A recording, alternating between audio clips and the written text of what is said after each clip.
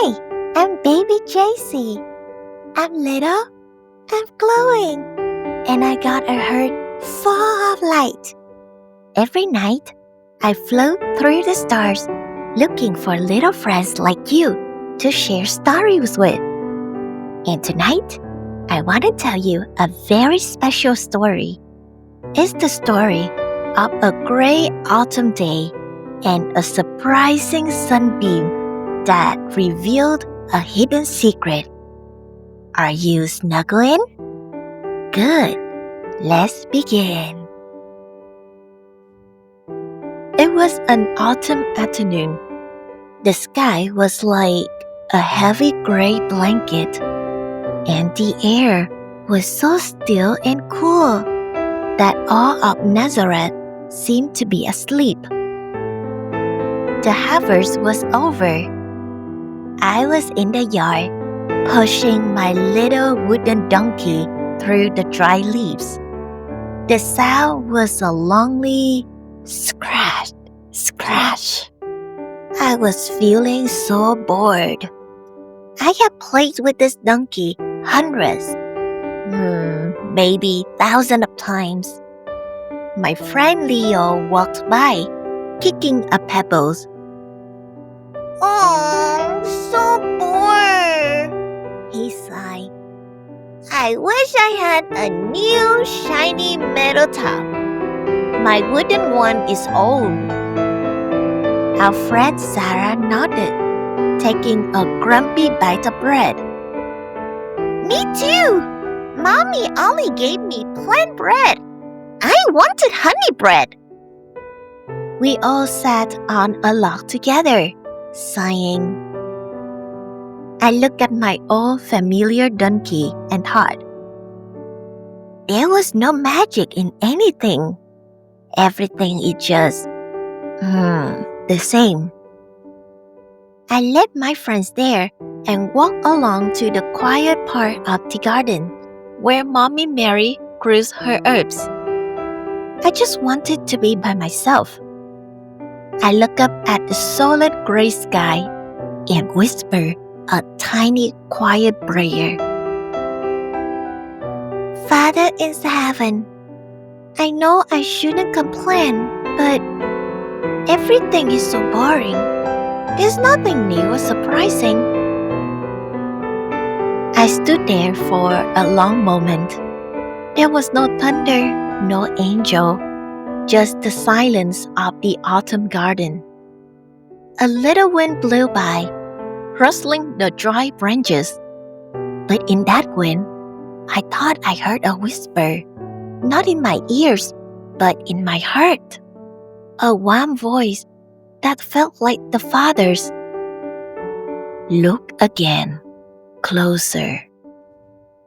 Just then, something strange happened.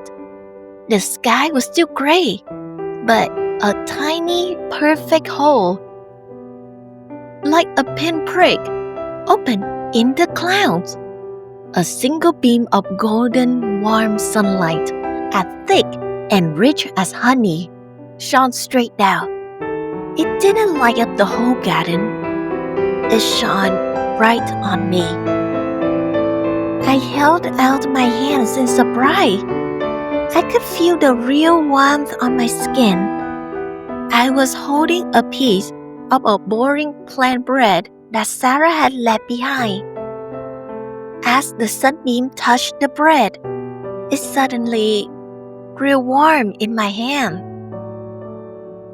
I lifted to my nose, startled. A miracle was happening. It no longer smelled like dry bread. I could smell the rich, damp earth after the rain. I could smell the hot, golden sun on a field of wheat. I could even smell the salty sweet of the farmer who had worked so hard to plant the seed. I suddenly understood. This wasn't boring bread. It was a gift from the whole world. I stood in that magical sunbeam, staring at the bread in wonder. Then I remembered my toy, I looked out at my old wooden donkey lying in the dust at my feet. Its paint was a little chipped.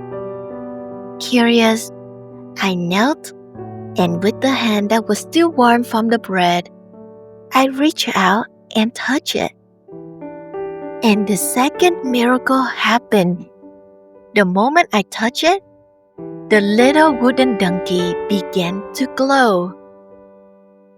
It wasn't on fire, but a soft, warm, golden light was shining from inside the wood.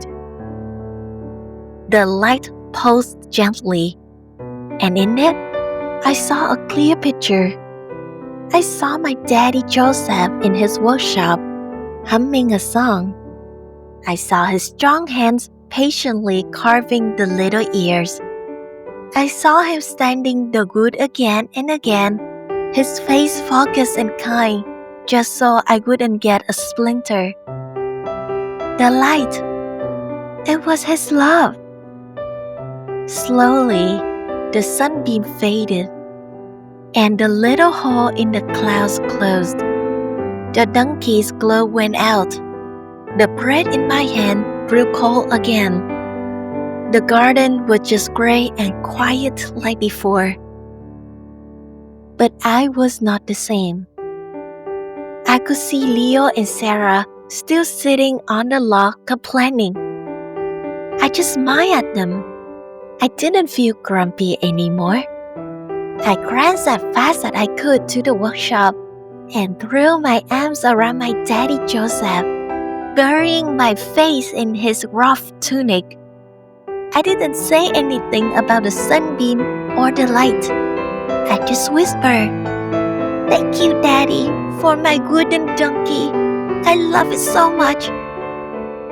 The Father in heaven hasn't given me a new toy. He had given me a much bigger miracle. He had let me see the love and the wonder that was hidden inside all the boring and old things I already had. That is what Thanksgiving feels like.